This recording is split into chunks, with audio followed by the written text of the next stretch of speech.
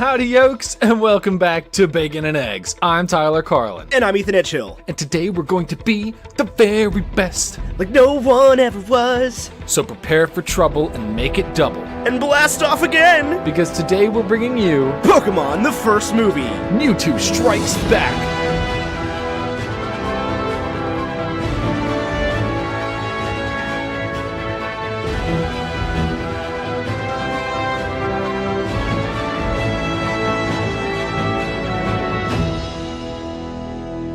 Pokemon the first movie, Mewtwo Strikes Back, was released July 18th, 1998, a brisk 9,424 days ago, on a itty-bitty, but way more than I would have thought, $5 million budget. Made $173 million worldwide. It got a 15% critic rating on Rotten Tomatoes, 62 audience rating on Rotten Tomatoes, a 35 on Metacritic, and not cited here, but a very important metric to note, an A- cinema score. From whom? Cinema score. Oh, I never look at that website. I follow them on Instagram because Dwayne "The Rock" Johnson told me via Instagram post that that is the only metric he cares about. Dwayne "The Rock" Johnson sent me a DM and said he cinema score is where it's at. He did say, actually I think it was a tweet with John Negroni. He replied to John Negroni and said cinema score was the only score he looked at. I can tell you there's one metric that Dwayne "The Rock" Johnson looks at, and that's his mother Fortniting bank account. Oh, I know. Dude, man makes money. That man's in everything. He's in everything.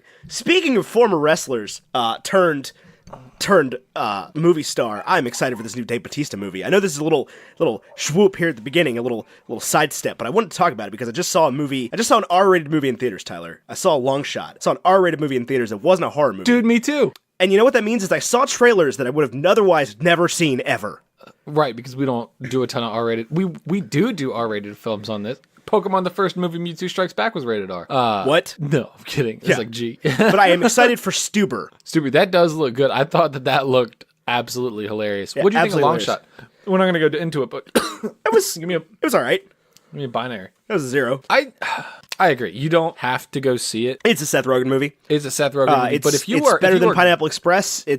I think it's better than Knocked Up. It's definitely better than Knocked Up. I hate that movie. It's probably not better than The Interview. I like The Interview. I'll tell you but it is crude. It's Seth Rogen crude. But not as bad as most of them. If you're going to the theaters right now and you don't have 3 hours, this is what I would go see. Well, that was really a thing, is we were like, Kate and I were like, wow, we want to see a movie. What's out? Oh, Endgame's playing in every single room of every single movie theater. Got it. So our theater that we don't go to anymore, but we used to go to, you and I, has 16 theaters. Which one? The one, yeah, it has 16 theaters. Okay, yeah. The one called 16. 11 are showing Endgame right now. I'll believe it. Yeah. There's nothing else out. Why would you put anything up against this? Oh, it's part of the fun. Yeah, absolutely. But I've already seen it 3 times, so I'm not like itching to get back into the theater. Yeah. To see it. But I did want to go to a movie, and so the only other thing out was Long Shot, and it was not bad. Yeah, not bad. I give it a 0, but like I would still recommend it. Yeah, you don't have to see it, but like you could. Yeah. I wouldn't advise against it. Pokemon the first movie, or Mewtwo Strikes Back. Empire Strikes Back. Empire Strikes Back. Pokemon the first movie, Mewtwo Strikes Back, is the #1 award winner for most ridiculous movie title I think ever. When I watched it, how did you watch it? Film. How did you watch it? I rented it on iTunes. From where? From iTunes? So I found it. I looked at a couple different places to rent it because initially I thought I was able to get it from some random service for like $1, and it was billed as Pokemon the movie, parenthesis, the first movie, Mewtwo Strikes Back, Mew versus Mewtwo. Oh, I have seen the Mew versus And Mewtwo. I was like, I guess this is just, they just combined every title into one, like, Franken title. Right. To try to make sure people know what they're about to watch. Well, you know what's crazy about that? So I watched just the movie. There are 3 cinematic adventures that you can watch when you purchase the DVD or VHS. I rented it, so I only got Mewtwo Strikes Back. I did not get The Birth of Mewtwo or Charizard's Adventure. Did you watch either of those? You there? Yeah. Your Skype call cut out entirely. Okay, so when I rented this, there's 3 films that come with a DVD. Right, you got Pokemon or Pikachu's Vacation. Right, Origin of Mewtwo Strikes Back. I only saw Mewtwo Strikes Back. I think so. I ended up renting it from. Starts with grown Mewtwo. Okay, then yeah. That's all I saw. Okay. I don't remember Origin of Mewtwo. I do remember Pikachu's Vacation. Pikachu's Vacation, I think, came on the VHS. It played in the theater because it's like they a couldn't short. get the runtime. Yeah, it's like a short, but they needed runtime. Yeah. 'Cause this is like we stand a short film, Ethan. We stand 65 minutes of movie. Yeah, it was short. It was very short. There were scenes, the ending, the part with the tears, the prophecy being fulfilled from the character who was like sideways introduced. That in my youth was an hour-long scene. Yeah, it took like 30 seconds. Right, like, Ash is dead, Ash is alive. My brother, tell me, what are we fighting for? That song came on and I was like, it was just memories just flooding back. All right, well, so let's knock a couple things down here real quick. We got to do a binary. Well, let me tell you, when you don't have an hour-long movie to watch, when you have maybe a 3-hour-long movie to watch, and you need to go through and get your binary review, I recommend Carlin Brothers Coffee going into it. Now, this show is brought to you by Carlin Brothers Coffee, which is part of the reason why I recommend it. The other part is that it is so amazingly good. Now, there are a lot of 3-hour movies out there that are very good, but there are also 3-hour movies out there like Bicentennial Man that are impossible to stay awake through without Carlin Brothers Coffee. You can get the coffee, the cold brew, the caffeine-free t-shirts, the caffeine-free mugs, unless you put Carlin Brothers Coffee in them, the caffeine-free stickers, the full of caffeine coffee, the full of caffeine cold brew. Get you ready to run through a wall. Additionally, I don't know if you knew this, quick update, Mother's Day is on Sunday. This is true. Yeah, it's true. Were you aware? I was aware, yeah. Mother's Day is this Sunday. So you need to head over to carlinbrotherscoffee.com/discounts/bacon and enter promo code BACON at checkout so that you can get your mom a late Mother's Day gift because it honestly probably won't arrive by Sunday. But that's okay because it's so good, it will have you traveling through time to give it to your mother on Mother's Day. Okay, so I don't want to burst your bubble there on this, but Bicentennial Man is only 2 hours and 12 minutes long. Are you serious? Runtime 132 minutes. That movie is still playing from when I turned it on in 1999. Are you sure? Have you seen Bicentennial Man? Yeah, Robin Williams, terrible film. It's not good. It anyway, might have been good. I looked it up because I definitely didn't think it was 3 hours long. I was so young when that film came out that I have no idea if it's good or not. I know that it got less than favorable reviews, though, I think. It's got 36% on Rotten Tomatoes. Okay, so it means it's almost as good as Venom. Right. Now on the subject of binary reviews, okay, for Pokemon the first movie, where does this land for you, Tyler? This is a tough one. This is a tough one. And okay. I'll tell you why. Okay. Oh, sorry, go ahead. I was going to say it's a tough one because there's a certain nostalgia factor. I think if it's 1999 and you're asking me, should I go see the highest grossing animated film released in November? I'm going to say, yeah, you should go see Pokemon Toy Story the first 2. movie. No, you should go see Toy Story 2. And then Toy Story 2. Well, but that hasn't come out just yet. It's the first week in November that you're asking me this. What a weird question for me to ask. Hey, Tyler, I know it's only November 7th, but... should I go to the movies? Should I go to the movies to see the highest grossing animated film of November? You should. And honestly, I genuinely believe that if it's 1999, at the height of the Pokemon craze, you absolutely should go see this film. Maybe that is the 6-year-old in me who saw this in 1999, who's like, I just saw freaking Phantom Menace and it was amazing. Go see Pokemon. If you liked Phantom Menace, you'll love this, right? But even if it is just 6-year-old me giving you that advice, I have to tell... I cannot exist in a world where I don't tell you to do what 6-year-old me tells you to do. So 6-year-old me says it's a 1, which means 26-year-old me says it's a 1. See, I'm so torn on this because I love this movie pretty much specifically for the nostalgia factor. Because oh yeah, this is without a doubt the worst movie we've ever reviewed. It's not going at the bottom of the list. I mean, it should. I don't know that it will, but it definitely should. It definitely should. Yeah, this is by far and away the worst movie we've ever reviewed. I think 15% is generous. This is so bad. You watch it. There's this potentially really interesting storyline that this, even if you're a fan of the show, this introduced for the movie character brings up when they're in the ferry. Oh yeah, and building. They're like, well, the weatherman says that this could be the worst storm ever, and the weatherman comes in and it's just like, or weatherwoman comes in and is like, God has foretold it, we will all be doomed. The prophecies have said, this is the storm, waketh from the bottom of the sea. Right, and there's this amazing, interesting story that could be told right there, and you had a runtime problem. I know. Listen, the reason for this is it's tough to complain about because there was what I understand, a genuinely good Japanese version of this film. that like they just completely changed for the American version, but they didn't draw anything new. Yeah. So they just had to cut stuff out that didn't make sense. Right. Yeah, they just dubbed it over and cut where they needed to cut. Right. So like I get what happened here, right? There's a totally different story that happens. But yeah, 4Kids Entertainment's like, what do we do with this? what are we gonna do? This is not Now, what we've they set up did at all in the say- TV show. They did say after the fact they regret how they changed it. Fair. But anyway, did you have a point to make? About what? We were talking about the binary review. Oh no, I was just saying, like, this is definitely far and away the worst movie we've ever reviewed. Like, this makes Venom look like an Oscar winner, just from a storytelling standpoint, from like a production standpoint. This is a $5 million. Venom did not look nearly. This is a $5 million budget, and I just struggle to think what they possibly spent that on. I have no idea, because the cool thing about dubs is that like doing dub work is like doing a soap opera, and from what I understand is like you just go to work, do your dub work, and then they're like go home. They're just contracted actors. They were already there for the TV show. Like this is a different, no different than a normal day to them. Right, which I can't imagine they make like a ton of money dubbing a show.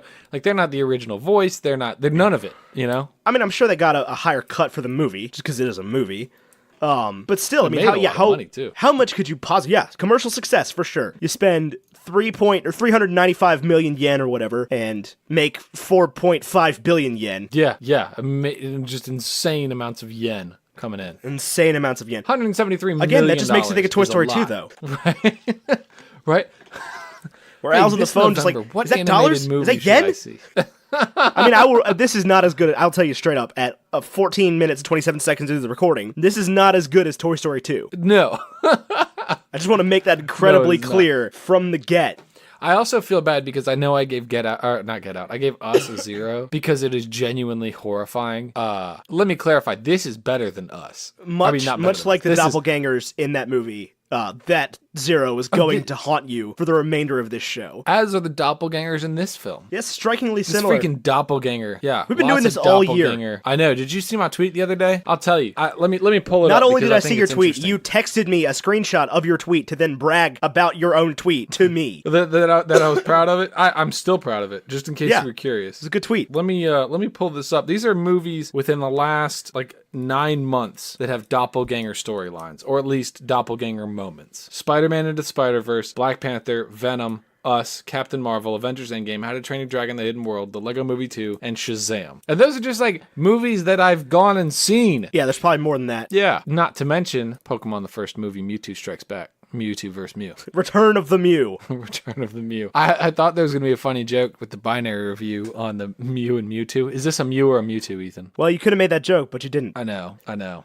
So let's start diving into this movie. If you want to talk about that, I am astonished, and I guess it is because I didn't get to see the origin of Mewtwo, but Mewtwo pretty much being created and being completely sentient from the beginning was kind of shocking for me as an adult watching this, that the dude was like, you're cloned from Mew, and you're Mewtwo. And he's like, am I nothing more than a copy? And I was like, that's a really, really complex emotion for somebody who's 6 seconds old. Right. Yeah, we didn't get to see the whole process of Mewtwo being created. Right. So at the beginning, they give you a little, quick overview of Professor Fuji or whatever, who's Team Rocket, you can tell because he's shrouded behind random darkness that covers his face somehow in a well-lit room, whatever. And he's just like, I created you from Mewtwo. From Mew. I created you from Mew. You're Mewtwo. I'll tell you one thing, my history with Pokemon. I was into Pokemon, and it was ingrained into my biblical understanding of the world. The gospel that is Pokemon did not include Mew to me until this. And that was a long 3 years.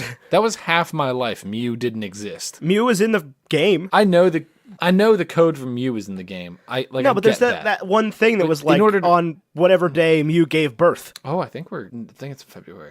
I believe, it's already been passed around the interwebs for this year.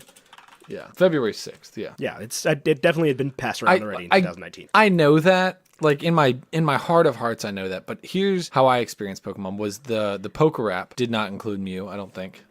Yeah, he wasn't in the show until this.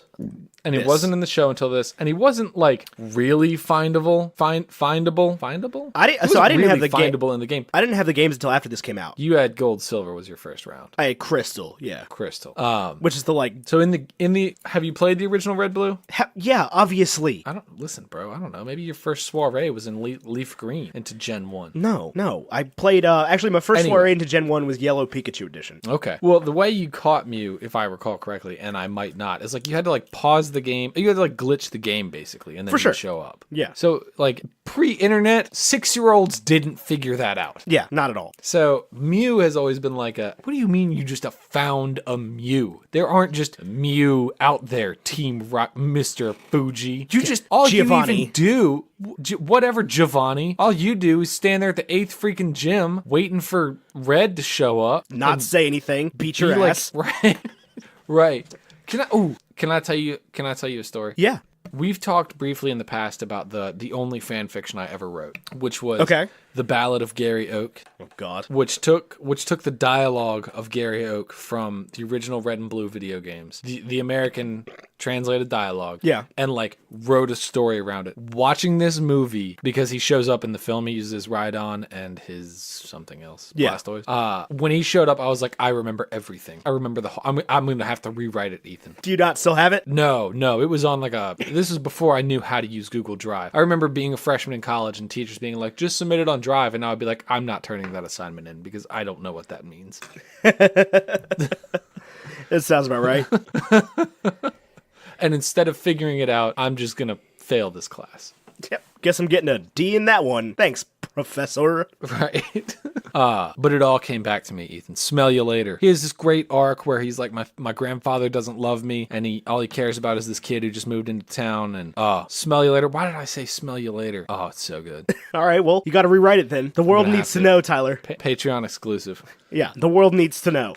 So anyway, yeah, we get that first scene where like Mewtwo breaks out. I also remember in my head as a child, the voice actor from Mewtwo was much more of a James Earl Jones than a discount James Earl Jones. Yeah, definitely. He was, in my mind, it was like, Simba.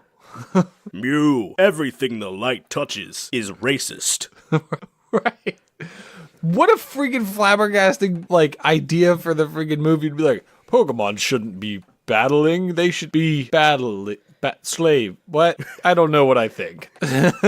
Well, you had to knock that one out of the way earlier. Really... You had to knock that one out of the way early because you know there were people sitting there like, why do these things hurt each other for us? Why? Right? Can anybody actually explain that? And they were like, you know what? Sure. Here you go. Movie. But I don't feel like it's explained at all.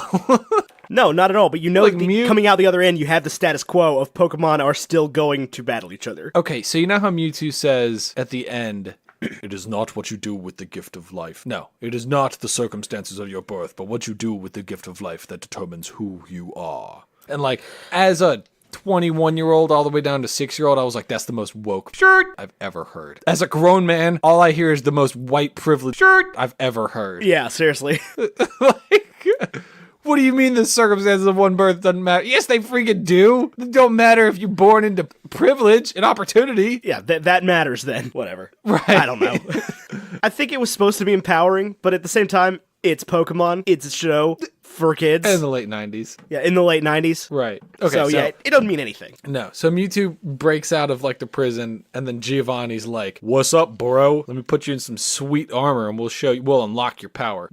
And Mewtwo's like, I really don't need you. And Giovanni's like, nah, trust me. And then Mewtwo just wrecks face with his powers, like, held back. Yeah. Real Captain Marvel style. Yeah. I don't know. And then he's like, Yeah, I don't know why Giovanni thought that was going to go well for him. I think Giovanni was like, I created you and Persian listens to me and my minions have a Meowth, so why are they still on payroll? Even at this point, like 24 episodes in, they have failed enough missions to steal a freaking Chikapoo that they are not Team Rocket anymore. Right, yeah, like you can't get this one Pikachu from this idiot also, kid. Like, stop trying. Right. Ash is like the laziest person in the world. He's so bad at everything. I do love the narrator. I love the narrators. Like, our heroes today are gearing up for another adventure. Ash Ketchum, the most ambitious and hardworking Pokemon trainer in the world. And like, Ash just sitting there falling asleep at the picnic the fold-out picnic table. Yeah. I thought that was funny. I genuinely chuckled there. And then Dragonite shows up with the invitation. The from best invitation. Yeah, it's a video message that says yes or no on it. Right. And it's just like, you are formally invited to visit the best Pokemon trainer in the world. And Ash is like, this can't go wrong at all. There's no way this is a scam. He has a Dragonite. Yeah, this there's no way this could go wrong. This is perfect. This is my chance. I'm gonna be the very best. And then, he gets there to the fairy place, and this is after the, wise sage wizard of the coast has come and prophesied death upon them. There was also like a Gen 2 like, "Oh." Pokemon battle in the middle of it. Say that again? There was also a Gen 2 Pokemon battle and a theme song that went in there for like 4 minutes. Yeah. Against some random trainer. Who was like, "Are you Ash Ketchum from Pellet Town? Feel my wrath." Wearing a Team Magma scarf, headscarf. Was he? He was wearing, That's- it looked like it. It was something sketch. He throws had out, like what is that? He had like a red Fampi's bandana with a evolution. marking on it. Fampi. What does it evolve into? That's what he had. Donphan. He had a Donphan. Let me tell you, once upon a time, if you were like, Tyler, can you get on Smogon? Not Smogon. What's that one called with the quizzes? What? That Sporkle? website with the quizzes. Tyler, if you get on Sporkle, can you name the 151 original Pokemon? I would be like, yes. What's my time limit? 90 seconds? Done. No, that would be insane. Can you still do That it? would be nuts. I don't think so. I don't think I could. I don't think I could either. I would get hung up on like Dugong. Dugong had a very prominent role in this movie. Dugong. He might have just been He's a louder than bro. everybody else. Gong! Yeah, exactly. Just all the Pokemon are sad. Dugong's just over there like, Gong! Gong! Like, you know those videos of... I love when Staryu pops out. But go ahead. You know those videos of huskies that are mad at people and they just like lay in bathtubs just like... That's like the thing about Dugong's doing that. I love all the Pokemon noises, how they just say their own name, except Staryu, who gets out and he's like, "Hyah!" I'll tell you, I watched this with subtitles, and the subtitles did not know what to do with the Pokemon talking. Because like it would just say Blastoise : Blastoise ! And like I don't think Blastoise ever actually said Blastoise. I think most of the time he's just like blah. Oh man, what is it? There's an error in the movie when they're doing the "Who's that Pokemon?" and Meowth is like, "It's a Scyther," and he's like, "Alakazam." Yeah. What? Oh, Meowth. Friggin' Team Rocket. Oh. Why the can frying Meowth pan talk? stops a Dragonite. Meowth can talk because this is explained in an episode, and I will do my best to remember what the answer here is. Meowth, I think, fell in love with either a person or another Meowth or something, and the like way it learned to talk was because it did. Oh, I remember that. Yeah, it was I like, remember oh, that and then now. I That had was to a really learn sad how to episode. talk. Right, but it's like, wait, but why did Pikachu learn how to talk? He did. That's the movie we're seeing next week. That's a different Pikachu. That's not Ash's Pikachu. Bet. Bet? Yeah, bet. I'll bet you $50. I'll bet you $50. Yeah, I don't know. That I'm not Pikachu taking has that no bet. connection to Ash. I'm not taking that bet. It's one of those things I where do like, like that it if can they talk, if they though. make that pull, I won't be surprised, but I kind of will be. But like I won't be. You know what I mean? Yeah. I do hope they put him in the luchador costume. That's what I'm really pulling for. Pikachu with the luchador mask. I'm just pulling for that movie to not suck. That's really all I care about. I don't know. You know, like even if it does, as long as it's got a coherent story. I just want it to be good. I just want people to like it. Like generally Based liked. on the early reviews I've seen. Like Bumblebee? Say that again? Like Bumblebee? Bumblebee got way better reviews. Yeah. Yeah, Bumblebee did get way better reviews. I'm just hoping that like I go into the theater, I watch the movie, and I leave and I'm like, okay, we can do more of those. Yeah, they got to come up with more jobs for more Pokemon. Now, this is some fascinating information for you right now. I want to tell you this. Okay. During the end credits of Pokemon the movie, The Power of Us 2018, it was announced that a CGI remake was set to release on the following year. In December 2018, the release date of the remake was revealed as July 12th, 2019. Pokemon fan site Rebi reported that the movie titled Mewtwo Strikes Back Evolution will be directed by Kunihiko Yoyama and Motonori Sakakibara. The CGI remake Of this movie? of this movie. Is that actually happening? Its site has got 4 citations Huh, that's wild. on Wikipedia. I don't know how I feel about Let me that. take a look, see. This is one of the citations. We finally have a release date for the 22nd Pokemon movie, which is crazy. 20 The film seconds? is titled Mewtwo Strikes. Yeah. Japanese cinemas July 12th, 2019.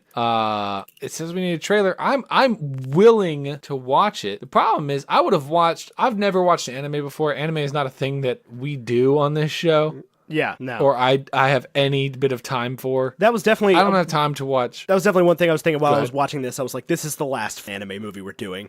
I would do like Spirited Away. I'd rather not. I think there are better ways to spend your time. I listen. But those are ones I would I agree. concede to, but like barely. Right. There's a few Miyazaki I would look at, but the thing about anime anime lovers is that, like, listen, I'm down, whatever. I'll even watch it. But you have to understand that before I watch your anime show with 400 episodes, I need to watch, like, all of Game of Thrones and, like, Chuck and Dexter and all these American live action shows that I already know the culture for. The problem is you talk to anime people and they're like, oh yeah, no, it's cool. You can just skip episodes 23 through 140. And I'm like, right.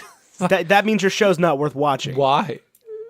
Right, that means, like, it's bad show. Yeah, if you're saying all those are filler episodes. What anime have you... I mean, obviously we don't watch anime, but, like, what is the extent of your anime knowledge? For me, it's like I've seen a few seasons of Dragon Ball Z, the Indigo League of Pokemon, and all of Yu-Gi-Oh! Through GX. I've seen Yu-Gi-Oh! Up until GX, and I've seen all the Pokemon that has Ash in it, except for most of the movies. And yeah, I thought we'd seen most of the movies. We've seen like 5. I've seen odd episodes here and there of Dragon Ball Z, you know, Cowboy Bebop, random crap like that. I've never seen an episode of Cowboy Bebop, but I do remember playing Tank in high school, which is the theme song. I saw a couple, like, I guess, I don't know. I was, like, sick one night, awake, when Adult Swim was on. I watched Samurai Jack. That's not an anime, is it? Yeah. No, I don't think so. That's all English. So? I don't think that's an anime. Whatever. Like, Avatar's not an anime. Where does that line stop? Because that's what I don't care about. I think it has to be made in Japan. See, that's what I'm not interested in, is Japanese culture in any way whatsoever. I mean, I always have to defend Japanese culture. I always have to defend this to, like, other white people. This is a thing that constantly comes up. Every white person's like, I want to visit Japan more than anything in the world. And I'm like, I don't. And they look at me like, what? What do you mean you don't want to visit Japan? Do you not just want to eat hundreds of pounds of sushi and not be able to read anything? I just have no desire to go to Japan. I have no particular desire to visit Japan. If you live in Japan, awesome. I'm sure it's great. There's just so many other places in the world I'd rather go. But you have nothing against Japan. No, I have nothing against Japan. It's just, I just don't care. I'm not particularly interested in, like, becoming the Blade and learning every part of Japanese culture. Becoming the Blade. Jesus Christ. So yeah, like I don't know a lot about East Asian cultures. I don't know a lot about China or Japan. I studied their philosophy in college, but, like, spoiler alert, if you have an undergraduate degree in anything, I don't believe that you're really a qualified professional in that thing. Yeah, no. Especially since all I did was take one class on Asian philosophy and one class on Islam. Anyway, and, like, I think it's interesting stuff, and the Eastern way of thinking is interesting, but I am not, like most white people, I want to go where the English speakers are. Do you know that Donphan learns assurance at level 31? I'm just on the Cerebi.net Pokedex entry for Donphan right now. That's currently what I'm looking at. Let me be 1,000% with you. There was a time in my life where I could have told you what level every Pokemon learned every move in Red and Blue. That's aggressive. It is aggressive, but it wasn't even, like, intentional. It was just, like, muscle memory. Like, I just did it enough that it was like, now I know. We do have some Pokemon related listener questions if you want to dive into those. Yeah, we can dive. Deep dive? All right. Let's see. This is not the movie with Latios and Latios. That's a Gen 3 film. Who's your favorite Pokemon from the original 151? This is a very important question. I feel like people need to know the answer to. And is your all-time favorite Pokemon in the original 150? That's not one of these questions, but that's the follow-up I'm asking you. All-time favorite Pokemon from the original 151. That's a toughie, man. That's a real tough one. It is. There's a lot riding on this answer. Because, like, you can't say one of the starters. I know, like, right, and, like, there are wrong answers. Like, you can't be like, Seal, Cloyster. Isn't it Spheal? No, Spheal's a different thing. Seal is its own Pokemon, if I'm not mistaken. Evolves into Dugong. Oh, yeah, you're right. Seel. Yeah. What's Spheal? Spheal evolves into Walrein. Yeah, I can't imagine why I got that confused. There's Seal and Spheal. That's just cheating. Spheal's adorable. Look at that. He looks like a water squirrel that swallowed a Pokeball. So I would say that my all-time favorite Pokemon from the original gen is probably Fat Pikachu. But if I have to pick one that still exists, like as stands, I don't know, man. Fat Pikachu was so great. Fat Pikachu was great. Let me tell you what it's not allowed to be, right? You can't like Butterfree or any of its previous. You can't like any of the starters. I mean, you can. Like, I'm not your dad. You can like whatever you want. Oh my god, these are hilarious. This is the original 150 Pokemon according to my boyfriend. Not my boyfriend. Obviously, I don't have a boyfriend, but somebody's boyfriend. What is this? The original 150 according to someone's boyfriend. Oh, and it's probably not. See if I can get. There's none of them are right. How many are named Pikachu? Probably just the one. Pikachu and Raichu they got. But then like Fearow is like Storkpecker. Storkpecker. Evolution of Woodpecker. Oh, you know what my favorite of the original 150 is? Or 151? I was always a big Jolteon guy. Big Jolteon guy? So that answers the question of which is your favorite evolution as well. Maybe not to this day my favorite Eevee evolution.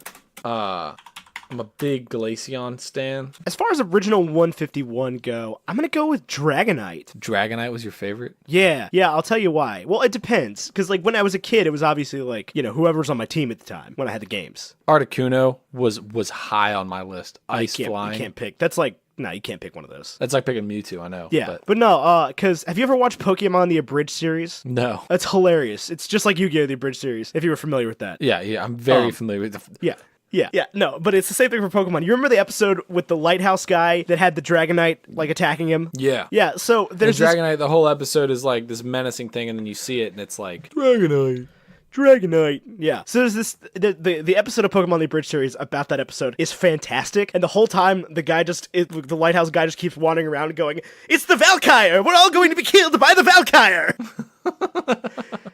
And it was like the funniest thing I've ever seen for some reason, and I've just loved Dragonite ever since then. I don't know. There's a lot of good ones. There is. Who was your starter? Original starter, Ethan Edgehill. Go. Cyndaquil. For red blue. Charmander. I was a fire type guy back in the day. This is why I'm a Gary Oak. I'm a Squirtle. The original sprite for Squirtle looked like he was sitting down and running at the same time. Accurate. I mean, I like all three of the starters. I like all their evolutions. You always start with the fire type? No. That's just back in the day. Always start with the fire type? No. So, Gen 2, there is not a good starter. I don't know. A lot of people don't know that. I was a big Cyndaquil guy. Gen 3, I went for Mudkip. Mudkip all the way. Blaziken, I've beaten the game with just a Blaziken before. I did it in an afternoon. He was level 100 by the time I went to bed. I was using an emulator. Yeah, I believe it. I started at level 5, ended at level 100. Literally just played for like 8 hours straight. I just beat the game, and then I just kept running through the Elite Four until he was level 100. It was awesome. And if I lost a battle, I would just keep going and battling until I won. Dang, that's wild. It was absolutely nuts. That's a wild thing you did there.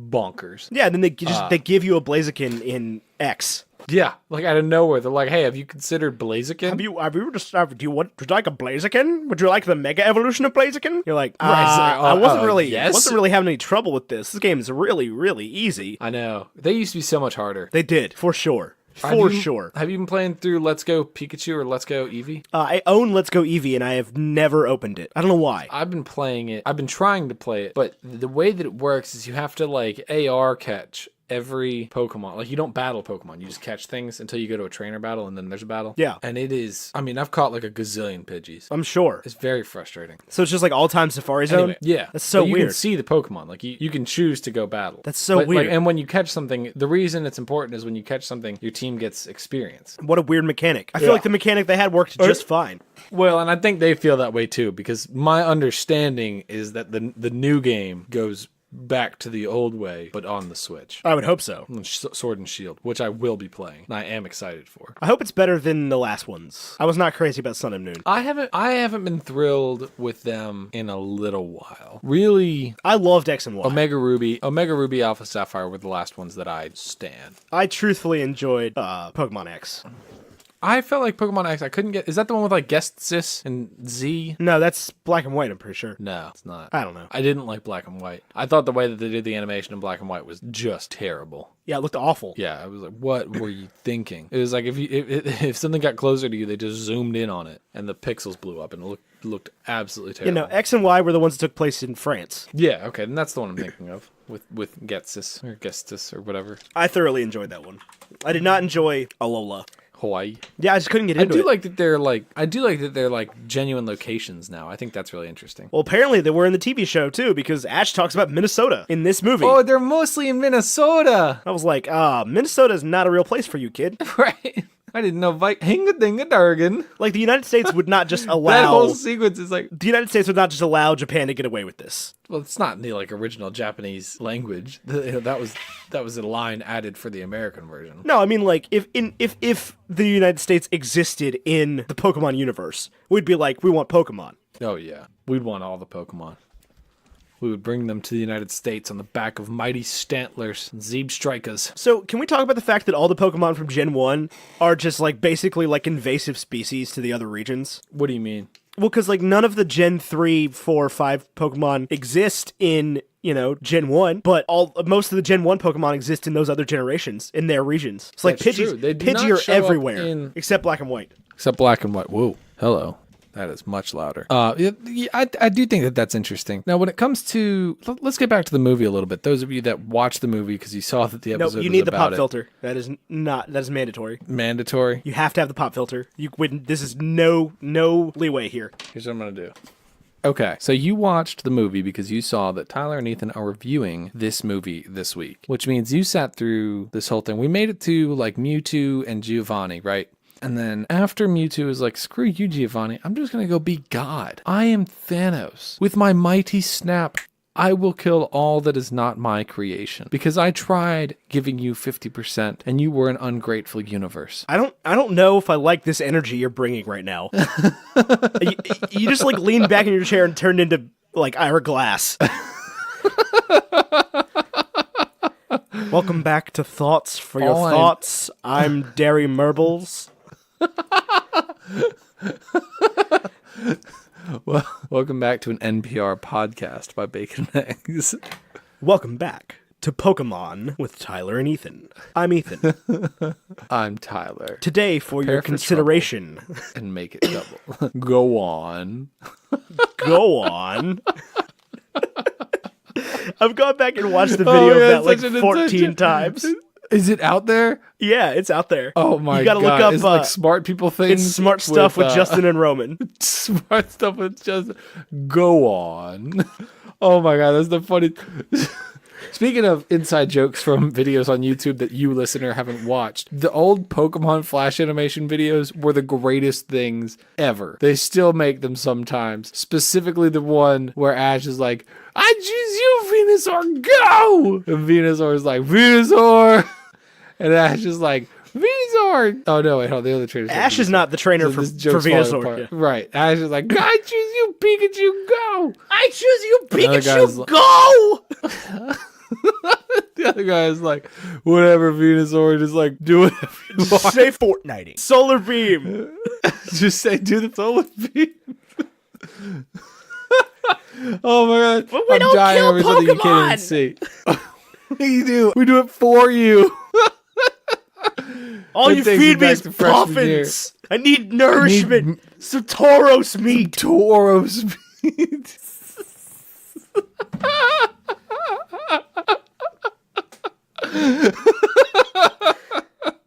Hold on, I gotta find this. I gotta find this thing on Twitter because this cracked me up the other day. Hold on, go on, go on. I have thought about that video that event that we watched live every day since it happened. Go on. I gotta look something up. This is bad podcasting, but I have to look something up on Twitter right now. Okay, you do what you've got to do. Welcome back to Bacon and Eggs. What is this show? Oh man.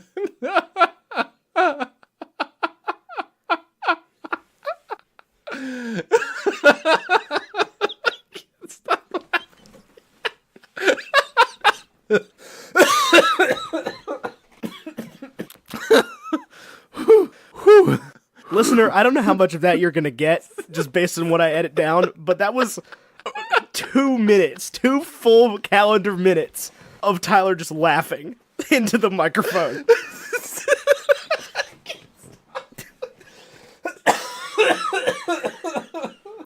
I'm in pain. Oh my god. Alakazam.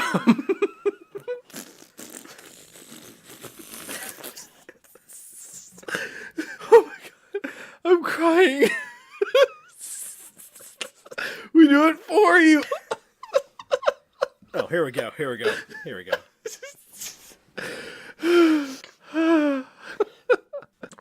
So this guy on Twitter, I'm about to make you laugh all over again. This guy on Twitter the other day put out this tweet, and I don't know how it got onto my timeline, but I found it because it didn't have like, that many retweets. It only has 1,000. But anyway, that's a lot. He said, if you had to eat the meat of any of the original 150 Pokemon, which would it be and why?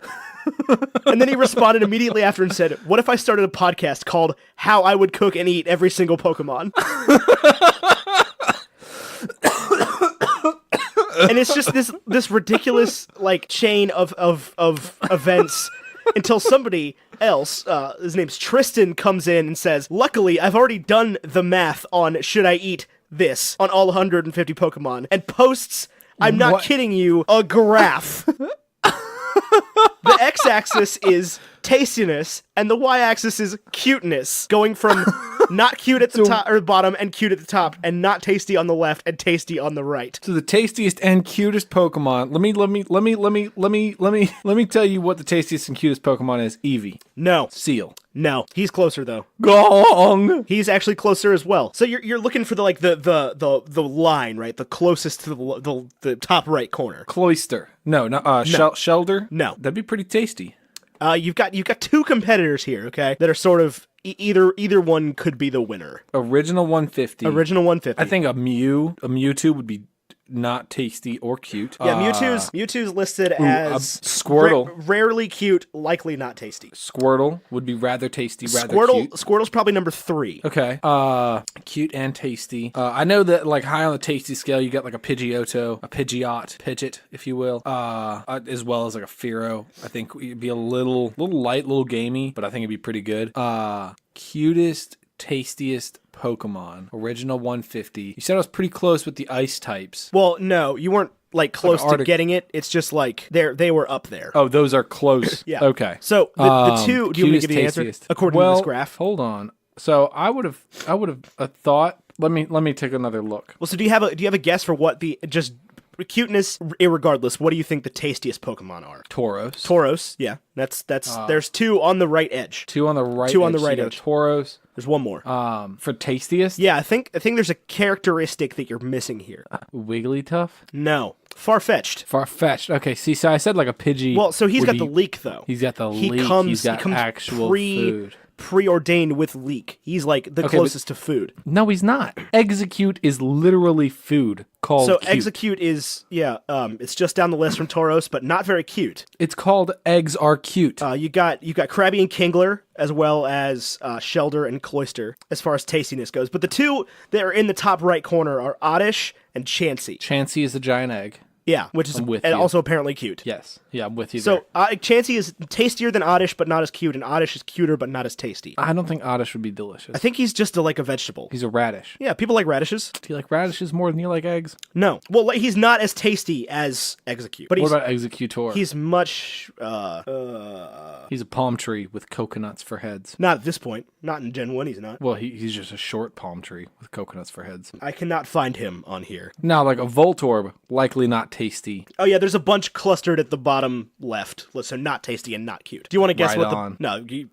got to think worse than that. Ugliest and least tasty. Kabuto? No, I bet that'd be pretty good. Muck. Muck or Ditto, yeah. It's Muck, yeah. No, Ditto's cute. People like Ditto. You know, my wife's surname is Ditto. A lot of people know that. I do. Magikarp, I thought, was surprisingly low on the tasty scale. Yeah, I would think a nice carp would be a decent meal. What does carp taste like? No idea. It might be terrible. Oh, and it turns out this guy has actually made a podcast about this now. Oh, nice. He's just making them on Anchor. Oh, that's not real. I mean, is it? I don't know. It is. It puts it up. Anyway, he said the most popular options were Tauros, Magikarp, Oddish, Moltres Hot Wings, and Dratini. Moltres Hot Wings. I would eat probably a dozen Pidgey wings before I questioned it. Oh, definitely. Pidgey's just would you though? Would you eat chicken? I mean, not chicken. Would you eat pigeon? Would I eat in a pinch? Yeah. I think I would eat a dozen. This is the real winner here. What's the best Pokemon? What's the tastiest Pokemon?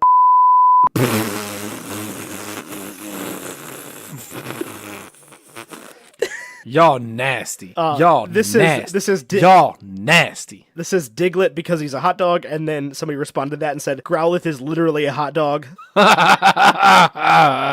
Growlithe is so cute too. I just found a website about whether or not carp are delicious that looks like it was made on what was that old thing that we used to make websites on when we were kids? I have no idea. It was in the graveyard and Wreck-It Ralph Break the Internet. GeoCities? GeoCities. I swear to God, that's what this is from. Let me get you a snippet. It's probably made by a carp. It probably was made by a carp. It was probably made by a dad in 1995, if I'm honest with you. Trying to convince his son to eat a carp that he caught. Yeah, copy. Yeah. I remember when I was a kid, I used to be like, let's just make a website to find out what the cheat codes are for James Bond. And my brother would be like, that's not how that works. You can't just I mean, it's not. say... these are the cheat codes for James Bond, and then they work. Jesus Christ almighty on a bicycle. It's like, it's the same picture of fish on the left, just over and yeah, over with a and quote over underneath again. one of them. Right? The carp is the queen of rivers, a stately, good, and very subtle fish. Isaac Walton. So what does a carp taste like, though? Do we ever decide? You have a picture of what it probably tastes like. Probably garbage. Honestly, it probably tastes like garbage. I'm pretty sure carp eat our bottom feeders, like catfish. People call this is the first. This is a harsh review. Listen. Oh my God! Listen to this. This review of this was in November 1993. I'm not even kidding. This actually was like 100 years ago. People call them rough fish and accuse them of eating walleye eggs and ruining ducks' food. Kids mutilate them and leave them to rot on the riverbank. Bow hunters use them for target practice. Is this any way to treat a fish that British and Russian anglers prize? A fish that is popular in European, Asian, and southern U.S. cuisines? Carp is the most widely eaten fish in the world. Why do Northerners despise it? I mean, have you ever mutilated a carp? Like, was that a thing you guys did as a child? Kids mutilate them and leave them to rot on the riverbank. Did you guys just go out? What? Did you and Ben and Jonathan No, just go out we and were not mutilate like carps? Oh, shoot! Look at the carp. Let's mutilate them. Everybody knows we're mutilating down by the tracks tonight. Everybody knows we're just gonna go mutilating. Oh, you want to talk about inside jokes that no one gets? Down by the tracks. Down by the tracks. A lot of people, when they come to this town, they mutilate the carp down by the tracks. The railroad tracks. If you take a picture as they drive past, you can get pictures of the graffiti. Because the mall's closed. Because the mall's closed. So you just go right ahead, mutilate the carp, take pictures of the graffiti. This is the way to a good eve. Close your summer night mutilating carps and leaving them to rot on the riverbank, and then get out your bow and use them for target practice. Good God almighty. What a freaking... Early 90s was peak fishing article, like fish-based article writing time period. We lived through it, and we had no idea what was happening. What was this website called? A story from the Big River Reader, BigRiverMagazine.com. BigRiverMagazine.com. Wait, let me read. Oh my God. Hold on. Carp is the most widely eaten fish in the world. Why do Northerners despise it? Is carp too common for us? Do we distrust fish with mustaches? What the fuck is this article? I'm just imagining, like, all I imagined when you said that was a fish swimming up to me wearing, like, one of those Groucho Marx masks with, like, the glasses with the mustache. with the nose, the big old nose. Right, it just looks at me and goes, human nose. Glub. Glub. I'm a fish, I promise. Yeah. Look at me, J. Edgar Fishman. It comes up. He's just Edgar Fishman. You're like, that would sound a lot better with a J in front of it. There is. Whew. Lord Jesus. Do we distrust fish with mustaches? That's all it takes. Pokemon the first movie, better than Avengers Endgame. What on earth? How did we get down this rabbit hole? This is the greatest article of all time. Please bookmark that. One day I'll be looking at my bookmarks and be like, oh, what is the Big River Reader? Right. I'm not a fish guy. Good gravy. Oh my God. Okay. So on this show, we do a segment called Toothpaste and Orange Juice. We're going to go straight into that. A long time. Okay. But Ethan Pray Tell tells me that he has quite the tail to string. So I'm going to count down from 3. Do you have to go over before we get to... oh, yeah. Okay. Oh, yeah. Okay. Hold on. Let me get my source material pulled up. Okay. Well, while you're doing that, the Toothpaste and Orange Juice is a segment where we talk about something that leaves a bad taste in your mouth, like guac costing extra, or the price of insane fresh frozen yogurt is the word I'm looking for. Or never fresh, totally frozen yogurt. Never fresh, totally This is a fun fact.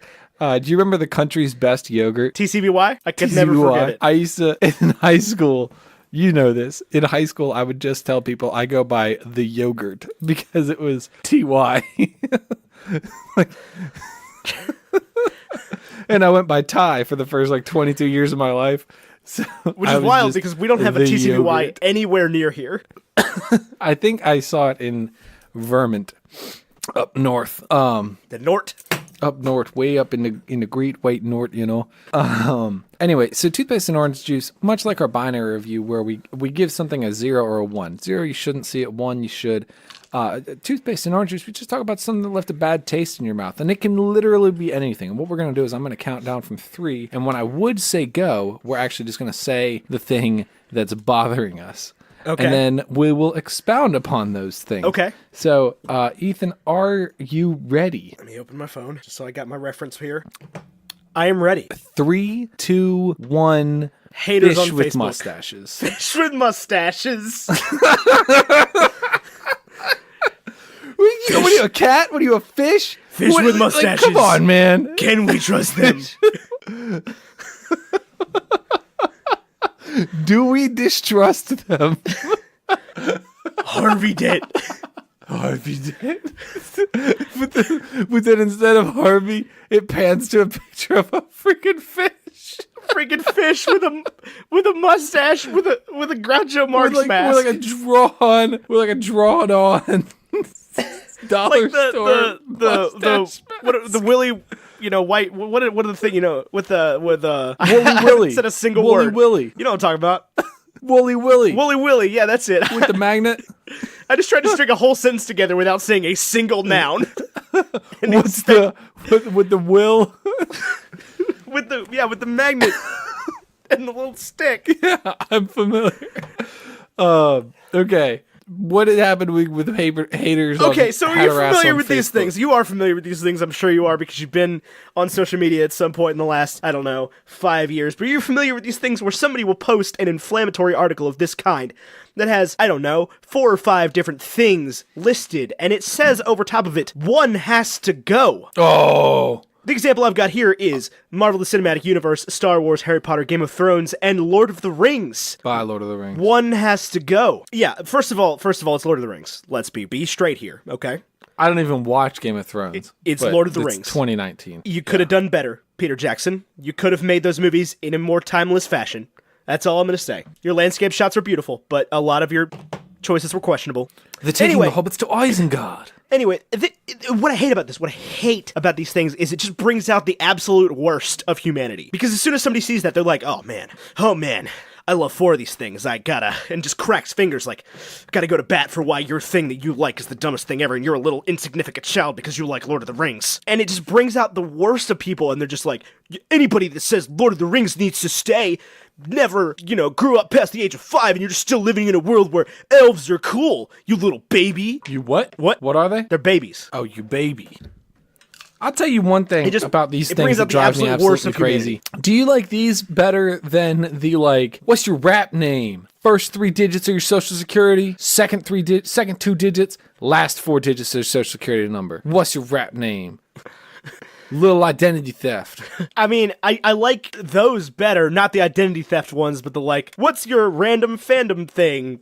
Tell us your month you were born in and what your first name starts with, and we'll identify you somehow. As Dr. Porkchop. I prefer those, yeah. You know the worst thing that can happen with one of those things? Go ahead. No. You know the worst thing that can happen from one of those things? Is you go through the whole thing, all of a sudden, you're just a freaking fish with a mustache. Oh, man. There it goes. Oh, fish with mustaches. Birth month, December. Fish. First letter of your first name, T. With a mustache. And all of a sudden you're looking around like, can my friends even trust me anymore? Can my northern friends trust me? Or have I become too distrusting? Am I too common for this? Too continental. Too continental. Oh, man. No, but on the real, though, if you're a fish with or without mustache and you're on the end of my fishing line, I'm going to cry. I will literally cry. Why did you bite my bait? I'm so mad. My dad now has to watch me have a freaking panic attack because I cannot touch you, because you are going to literally eat me alive. I cannot handle this. I'm so horrified. Mustache or not, I don't trust you even a little bit. Let's be real, I don't though. care if you're like 3 inches long. I'm so scared of you. Would you be more or less Stop, scared? get though? off the hook. I'm just gonna shake the freaking fishing pole until you just whoa, wow. You way off a freaking fishing line because I don't want you. I don't want anything to do with you. I woke up this morning at 6 a.m. to get on a flat lake and drink beer before breakfast, not to freaking touch a nasty river monster. So get off my line, you stupid fish. I was like, listen, I didn't even cast good.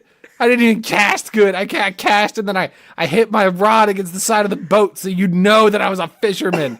We were on the same team here. I can't trust you at all. One time, I can't trust you. When I was working at summer camp over the summer of 2009, they assigned me to teach a fishing class, which basically meant I just had to babysit kids and make sure they didn't get hooks stuck in their hands, which they did.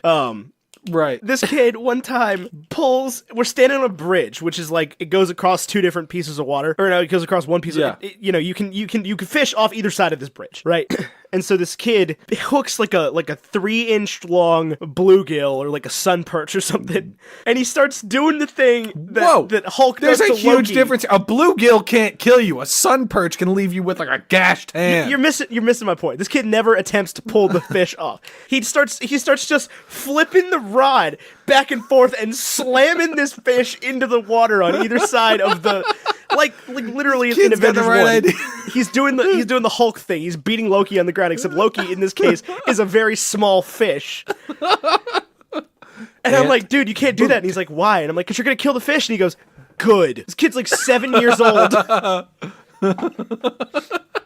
Seriously, I mean, can you even trust it? Did you check to see if it had a mustache or not? No, this kid learned the consequences of messing with Mother Ocean, though, that day. And by Mother Ocean, I mean the very small lake that was on our camp. But he learned the consequences that day because he, in the process of smacking that fish into both sides of the water, managed to hook a, 2-foot-long snapping turtle. Yikes. And at that point, we just pretty much had to evacuate the area. Because that turtle was big mad. Yeah, I'll bet. Like, that's his fishing pole now. Whoever said turtles are slow was just lying to children. Yep. For one, quicksand, you're never going to deal with that. All right, kids?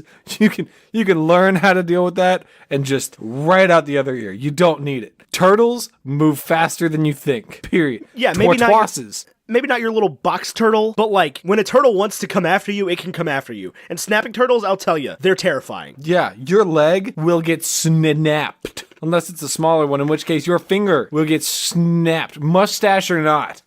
Be real, though, if you pulled a sun perch up, right? A little 6-inch long sun perch, and it was wearing a Groucho Marx mustache, would you be more or less afraid of it?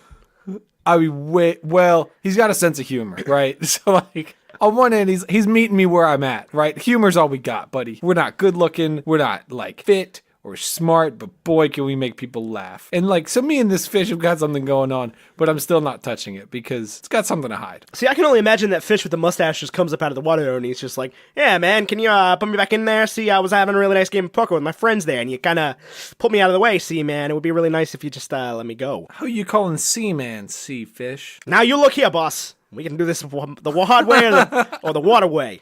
The waterway.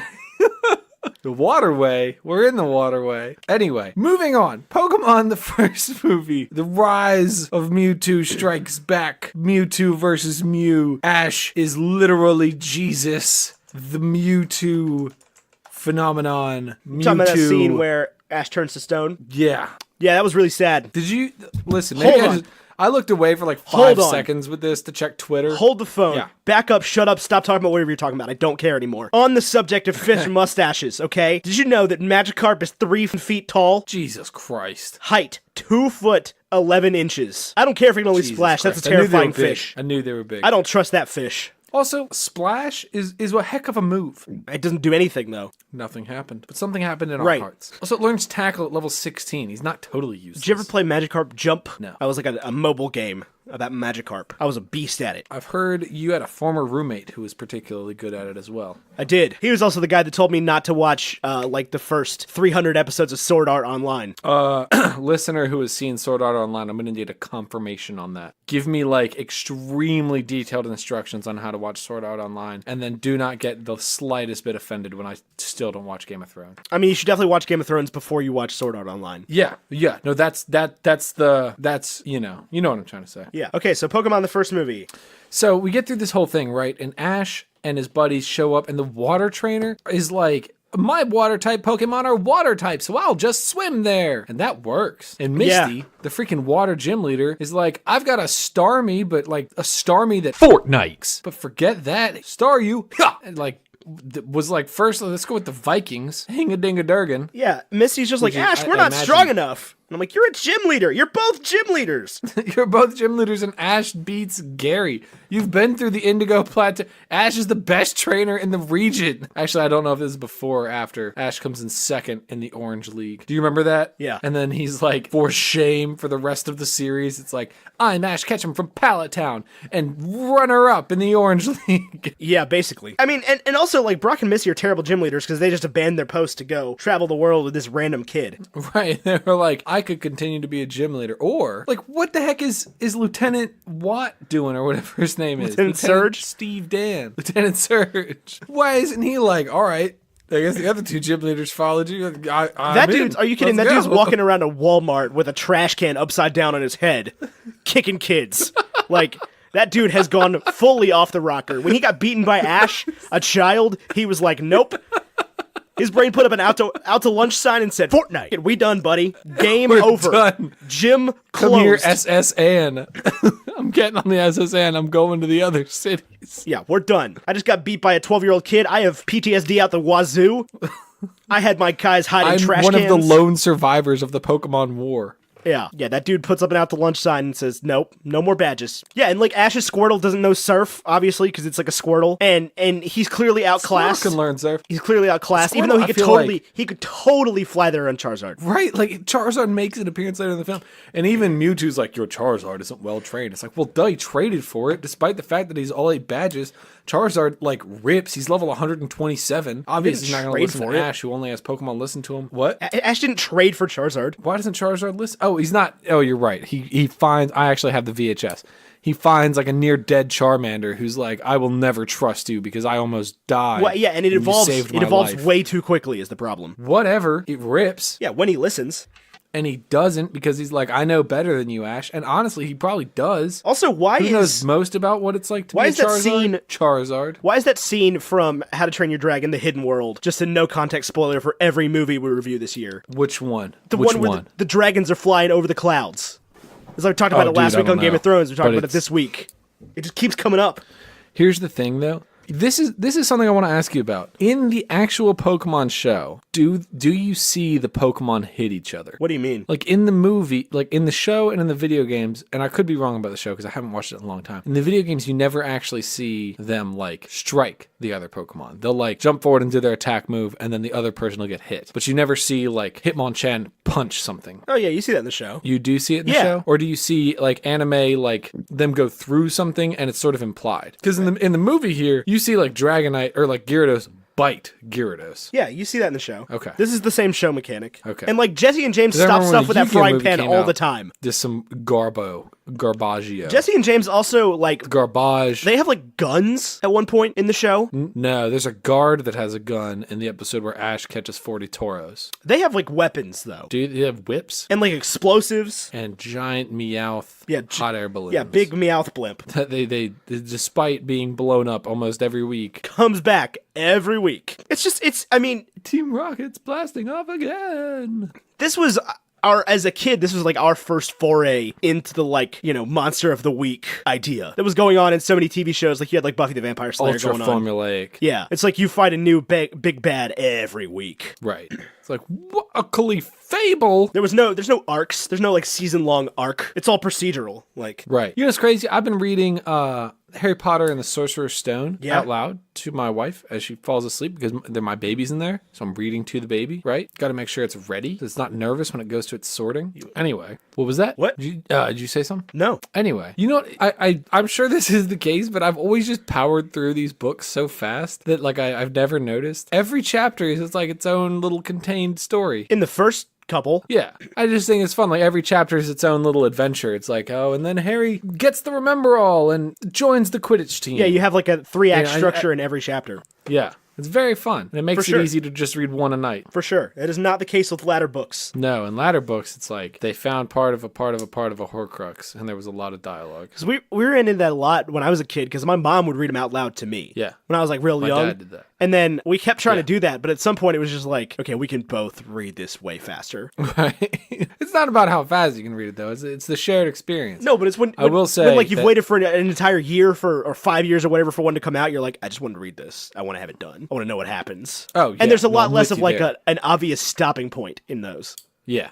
I can't do the characters in an American accent. They all have these terrible British accents. Why would you try to do them in an American accent? Well, like I do the narrator in an American accent because that's my voice. There's not a narrator. Not narrator, but you know what I mean. Like the subtext, the non-dialogue. Right. But the characters are British. Yeah, so I do them in British accent. I back that, yeah. Okay. Even if they don't say things like Hagrid's lines are like written in like British. Hagrid's lines are written in phonetics. Robbie Coltrane. Right.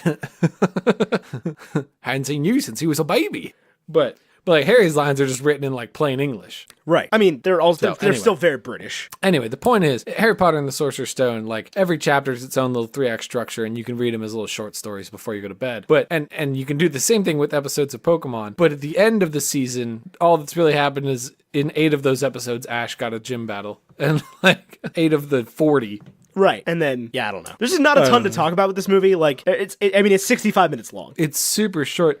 But I will say it got me excited for Pokemon and Detective Pikachu. Yes, I am very excited for Detective Pikachu to come out in 2 days. Like in like Law of Diminishing Returns, I have had a harder and harder time getting into the Pokemon games, which is something I remember being young and thinking like, I will always get excited for these. There will never be a time when I don't. And it is getting harder and harder for me to do that. Like I just get bored of the math that goes into it like very quickly. And I can't play. There's a term for this where people who play the game like have to have the strongest Pokemon in their lineup, and they want just like the best possible. And you can't just pick characters you like because you like them. That's how I approach it. And it drives me crazy because like there's so many Pokemon that I like that just have terrible stats, and I'm like, well, I'm not going to use you because you're going to die, and if I put you into battle, you're not going to win quickly, and that annoys me. Oh, see, I never. So I'm just going to that's what's always been frustrating about talking to you about Pokemon, because you and I guess your brother were just like way into this like competitive thing, and I just never did that. Well, even before that, it was like I want the most powerful team possible because I think Jonathan once beat Blue version in like 14 hours. And he was like, that was impressive. I beat this game in 14 hours, which I have no idea if that's an impressive time or not. I know the speed run time is like 2 hours, or it was last I checked the world record, but I'm pretty sure you can use an emulator for that. So that doesn't count, right? Yeah. So he beat it in 14 hours. So then like, from that point forward, it was like, I need to assemble the most powerful team as fast as possible because I need to beat it as fast as possible. And I cannot shake that mentality. Yeah, see, And I don't played pay him over attention and to over the again. story at all. I played him over and over again using like trying to use different Pokemon every time. See, but I don't know. And I've never once like kicked a Pokemon I liked out of my team because it was not as strong. There were definitely times when I was a kid where I was like, why am I getting my butt kicked by the Elite Four? Oh, it's because I have 9 fire types. And Agatha here has a whole bunch of ice types or ghost types, something. So Once upon a time, Ethan. I'm excited for Sword and Shield. I didn't like. I think I've played 3rd generation more than anything else. Yeah, Ruby Sapphire was my jam. Because I didn't have a DS until college. It's like I missed out on Diamond and Pearl and Heart Gold, Soul Silver, and I got Black, but I hated it. I would like to revisit it, and I was thinking about this. Jonathan does the Nuzlocke, and I was like, I want to do Pokemon gaming on our channel, but I can't because Jonathan does the Nuzlocke. As though I think anybody would like call me out on that, but the other problem is I just simply don't have the time. But I would like to have the time, and I would like to do it. But maybe I'll stream Pokemon, because that requires less edit and upload and more sit and play the game. Fair. So you're excited for Detective Pikachu to come out on Thursday? I am very excited for Detective Pikachu to come out. If I'm not mistaken, you and I are getting wings We are. before the movie, which has become a new tradition, which has just made me so happy. I mean, it's going to cost, our wing budget is going to go a little high. So it's not going to be able to be a regular weekly thing. Well, there's But, just so many movies that have been coming out the past few weeks that we've wanted to see together. yeah. Well, and like we both live here now, so if we can see the movie together, I don't know why we wouldn't see the movie together. Right. Well, it was hard when you were working at Grand till 9 p.m. on Thursday. 8, but yeah. Whatever. It's like I wasn't waiting. Right. Like if you'd been like, oh, I can't go see Endgame until Friday, I would have been like, sorry. Sucks to suck. There was no chance of that. I was nervous waiting as long as we did. As late as we did. Yeah. I know. I was like, this is gonna be spoiled. This is it. This is how I die. So yeah, I am excited to see Detective Pikachu. I was very hesitant when I heard that they were making this movie, and then the first trailer came out, and I was like, okay, this might not suck. I will tell you, it is definitely throwing into sharp relief that Pokemon are apparently hairier than I thought they were. I mean, Pikachu's a mouse, so they never strike me as being furry. It's like every Pokemon being furry. I don't like the word furry. I think they've changed the sprite for Incineroar in Super Smash Bros. To make him hairier. What are you doing? What is that? I just got a text from a friend that said Ryan Reynolds just leaked this, and it was a link to like a YouTube video that said it was the full film of Detective Pikachu, but it was just Pikachu dancing for an hour and 42 minutes. I mean, maybe that is the whole film. film. If this movie's only an hour and 42 minutes, I know, right? Wouldn't that be something? But if this movie's only an hour and 42 minutes, like, sign me up. How long is it? I don't know. Hang on. Do we have more listener questions while I'm doing that? Yeah. We've got one here. It's 1 hour and 44 minutes. Did that just break so you? An hour and 42 minutes. No, I'm super excited. Oh. We've You got just some didn't comments say here. anything. Mudkip will forever be the best. Sorry, I was reading. Mudkip will forever be the best Pokemon. These are all from Foster. I have a memorial poster on my wall for all the Pokemon I lost when I lost my copy of Pokemon Alpha Sapphire in North Carolina. That's amazing. That is very cool. Hoenn League is the best part of the whole series. Pokemon I Choose You was very good until it went totally off the rails at the end, but it was still good.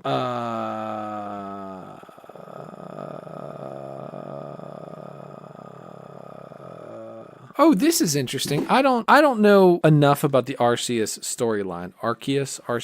Pokegod. He's God, right? Yeah. He is God. To be able to make the commentary here. But I know that he is God, but what does that mean for, isn't Mewtwo supposed to kind of be God? Or Mew supposed to be God? Like the most ancient Pokemon? Or is Mew kind of like a Jesus? And Arceus is like capital G God. I have no idea. Like Mew is seated at the right hand of the Father. You are seated at the right hand of the Father. I have literally no clue. None whatsoever. Idea either. Somebody did point out that they were a Bakugan person, which is like, you're not real. That was not a real trend.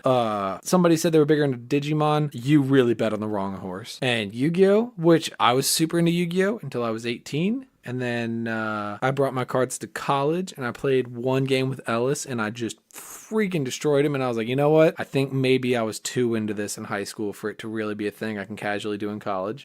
So that's when I stopped playing Yu-Gi-Oh! And because Jonathan and me didn't live near each other anymore. And he was the only person I really played with. What else? What is the cutest Pokemon, original 151, and why do you think it's Sandshrew? Is a listener question we got. It's not Sandshrew. I don't think it's Sandshrew. I don't even know what I think it is, but it's not Sandshrew. Yeah. Sandshrew is adorable, but yeah, probably Eevee. Eevee's still cute. I mean, Pikachu's really cute. I'm a big fan of all the Pikachus down the line. You know, I like Pachirisu, I like Pikachu, I like Meryl, I like Plusle and Minun. You know, that whole line of electric mouse types, I've always been a fan of. Yeah, they're all adorable. Yeah. I mean, I could go without ever catching another Plusle or Minun, but yeah. Oh, I know. Golly day. Especially in like a Nuzlocke. Kill me now. Or like a Panpour, Pansage, or Panseer. Oh gosh, if I never play Black or White again, it'll be too soon. Now you can get those in X and Y too. I completely lost you there. I said you can get those in X and Y as well. I wish that's another stat thing where they don't evolve into anything good. Anyway, we are about at wrap-up time, Ethan. Are we really? Good gravy. Yeah, we are an hour and 42 minutes in. Something like that. What I do want to say about the Pokemon games, and this is sort of why I have gone off of them, just a little last thought here, is they are out of Pokemon ideas. They are, like Garbodor and Yeah. Vanillish are like, come on, guys. I liked Vanillish, or whatever it was. Yeah, they were just like, The ice cream cone? this one's an ice cream cone, this one's a chandelier, this one's a trash. Right. This is literally a sword. Just a sword. We could call it a sword. So yeah, but by the time they got around to X and Y, they had definitely run out of ideas for Pokemon. Yeah, and every new gen that comes out, I'm always like, oh, they're gonna get creative again, and then they don't. Yeah, then they don't. Well, yeah. So let's do some wrap up then. Anyway, yeah, let's get there. So, Pokemon the first movie as a breakfast food to me is like a super sugary cereal. I know we've got like deep god themes and storms that end the world, but really, I'm just thinking about Reese's Puffs. You know what I'm saying? Like this is my literal childhood. Definitely. Was there a Pokemon cereal? Almost definitely. There was. There you go. I know that at Burger King you could get the like gold-plated Pokemon toys, and I got a Mew gold-plated toy. It's supposed to be worth like a lot of money. The ones that like kill people? But, yeah. Yeah, that was a good time. But I also know that if they were potentially worth a lot of money, then like at that time minimum wage was like $5.25 an hour, and if you worked at Burger King, you would just take them. Right. Like why would you not? Pokemon, I'm with you, Burger King Pokemon employee. toasted oat cereal with marshmallow bits. That's it. That's it right there. As far as big board ranking, I mean, it's better than Venom. I think it's only better than Venom. And honestly, it might only be better than Venom because I want Venom to be the bottom. I mean, yeah, objectively, it's not better than Venom. Even I think within my own opinion, it's not better than Venom, but it is. So yeah, we'll put it right above Venom. Yeah. I think we'd be hard-pressed to split that difference as well. Yeah, I can't think of anything else that we have planned to review because we're looking at a bunch of pretty good stuff for the rest of the year. We are indeed. Although there's always a possibility that some of the things that are coming out just are terrible. That's true. I don't expect much though. I'm falling apart. I am hanging on by a thread here. Are you tired? I'm sick. Oh, well, let's finish up, man. It's an hour-long movie. It can be a shorter episode. No, I mean, it's fine. I'm good. It just hit me all of a sudden. I was just like, ooh, man. If you can't tell by the dulcet baritone of my voice today, I have man cold really bad. Right. Really bad. I can't move. I woke up this morning and I was like, hey, this is the end of my life. This is it. I've forgotten how to think. Yeah. Is my man cold status. I woke up this morning entirely right. wrapped in my fitted sheet that I had just apparently ripped off the corners of my bed in the night to kind of cuddle around me. Yes. All right. Well, let's just go through our social medias because I think that's the villain here, Mewtwo. Actually, a pretty good villain. Reasonably clear motivations, despite the fact that like the solution at the end is sort of continue to battle Pokemon. Yeah, I don't really know what ends up because like not everybody is as nice to their Pokemon as Ash is, right? And that's sort of the problem. Is he uses Ash as his model for God, and Ash is like an exceptionally kind trainer with two exceptionally kind friends. Yeah, and some exceptionally personality driven Pokemon. But like I think if you took a broad sample of the world, other than like Ash's mom, who's definitely getting dicked by that Mr. Mime. Other than that, I think that most people have like they don't call him Professor Oak for nothing, Ethan. Hello, I'm Professor Tree. Welcome to the world of Pokemon. Since I can see you in front of me, I'm going to ask you anyway, what is it that you look like, child? He didn't ask in red and blue. You just were a boy. Yeah, and then it was like, are you a boy or girl? And now it's just like, which one of these most matches you? And it's like, white girl. You know, like light-skinned girl. Pacific Islander girl. Black girl. White man. It's like, I get what you're doing here. I get it, but like, this is one of those RPG conventions that makes no sense to me because he's looking straight at you like, okay. It's like Hadvar in Skyrim. I'm just gonna play Sonic Born. Yeah, it's Hadvar in Skyrim. I'm just gonna play Sonic Born. Who watches you like morph your face around for an hour. Why, Hadvar, I am you. I'm you, Hadvar. I'm just gonna play IKEA Born. I was gonna play Sonic. Oh no, he ends up being a Sonic. Is this for Sonic Boom? I'm sorry. Good God. That's a video that never gets old. Skyrim. Here to save us at last. It's raining train. Yo, whip a Skyrim. So if you'd like to follow Ethan and I on social media, you can follow the podcast at Bacon and Eggs Pod on Twitter or on Instagram. Or we have a super awesome free Facebook group for everyone. It's free for everyone forever. It's Bacon and Eggs Fans on Facebook. Just search it. I imagine it's the top search result. If it's not, join that group because that sounds like some sort of Ron Swanson appreciation club. Yeah, they're probably fans of the breakfast food. Yeah, which, I mean, like, honestly, excellent choice of a club. But we are the Bacon and Eggs Fans on Facebook. You can join our Discord server. It's just $3 a month on Patreon, Bacon and Eggs Fans. We do charge that because this show, while it is free to listen to, it does take a lot of work from Ethan and I. And it really helps us be able to justify it to our wives and girlfriends and just keep making it because it's a lot of work and our time is valuable. And there's other amazing reward tiers over on Patreon as well. If you want to go to patreon.com/baconandeggs. As a reminder, this episode and all of our episodes are brought to you by Carlin Brothers Coffee. Use promo code BACON or EGGS at checkout for 10% off your full order. You can follow me on Twitter and Instagram at AmeriCarlin. You can follow Ethan on Instagram at Bacon and Ethan, on Twitter at WowNow, but the O's are zeros. You should also follow the old WowNow account on Instagram because it's a meme page and it's freaking hilarious. It gives me Shout life. out Grace Ann Moore. If you like this show, you will love her dank memes. They are the dankest and the memeiest. They are hilarious. What else, Ethan? What have I missed? Our artwork is done by Vaishon Brandon at graphite.vmb on Instagram. Our music is by Andrew Scott Bell. That's AndrewScottBellMusic.com or at Andrew Scott Bell, I think, on Twitter and Instagram. If I got that wrong, Ethan will get it right in the description. Probably. We love Andrew. He made our awesome theme music, and now he wants to do like more theme music with an animator. So if you're an animator, like a real genuine animator, email us at baconandeggsmedia@gmail.com. We'd be happy to discuss rates and how to animate an intro to this show, this audio medium. Yes, how to animate an intro to our audio medium. But you know what? We do have a YouTube channel. If you only ever listen to this as a podcast, we do have a YouTube channel where Ethan uploads vlogs, as well as you can just listen to the show on YouTube. Ethan uploads vlogs every Monday. They're super good. He's quite the photographer and videographer. You should check them out. They're about his adventures in photography and videography and baking. Occasionally baking. Mostly just me living my life, but occasionally baking. I've baked more than one thing. Some things he's baked. Yep. Some is at least one. I think that's it. Yeah. That sounds good to me. Tyler, it's been a pleasure potting with you, as always. It feels like it's been approximately 4,000 years since we last recorded, but it's been a week. Go on. Okay, you're never allowed to have a Roadcaster for this reason. Because that's got the buttons on it. Asynchronous podcasting. Tune in for our bonus episode, which is asynchronous. Well, it does feel like it's been forever since we spoke to each other, and I don't like that. You know, I wanna do more stuff. So I think within the next month there will be at least one Sunday brunch episode put out. Can we make that happen? We can do brunch whenever you want. We also need to do some Boko. I'm asking our producer. Hey, producer, can we make that happen? Yeah, totally. Thank you, producer. And our show producer's way better. To do bonus content. Show producer's way better than the vlog producer, who likes to tell me things like we don't have an intro. Thank you for listening to What You Talking About, Willis. I've been Tyler Carlin. What? I've been Ethan Edgehill. And until next time. Oh, I don't know what was going on. I'm normally the one that says that whole thing. So do you want me to do the A phrase this time? No, I've got one. Okay. I've been Ethan Edgehill, and until next time, arrivederci. Alakazam.